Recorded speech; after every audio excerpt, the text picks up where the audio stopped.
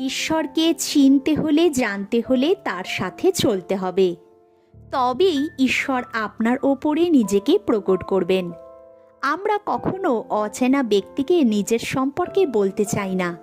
সেই ব্যক্তির সাথে চলতে চলতে ধীরে ধীরে আমরা তাকে জানতে, বুঝতে ও চিনতে পারি, এবং তখন তার কাছে কোনো কিছু চাইলে সহজেই পেয়ে যাই।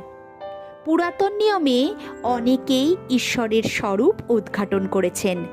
জিরোমিও বলেছেন, ঈশ্বর আপনাকে ও আমাকে কারোর সাথে ভাগ করে নিতে চান না। তাহলে ভেবে দেখুন, ঈশ্বর আমাদের কতটা প্রেম করে।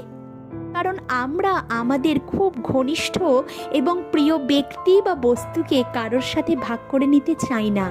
ঠিক সেই রকমই ঈশ্বর আমাদেরও কারোর সাথে ভাগ করে নিতে চান না। ঈশ্বর চান ঈশ্বরের উপস্থিতি আমাদের জীবনে প্রথম স্থান হোক।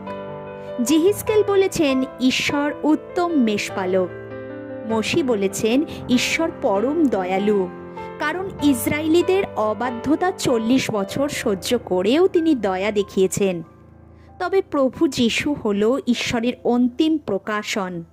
শিষ্যদের মধ্যে থেকে একজন যিশুকে অনুরোধ করলেন যে সে পিতাকে দেখতে চায়। তখন যিশু বললেন, যে আমাকে দেখেছে সে পিতাকে দেখেছে।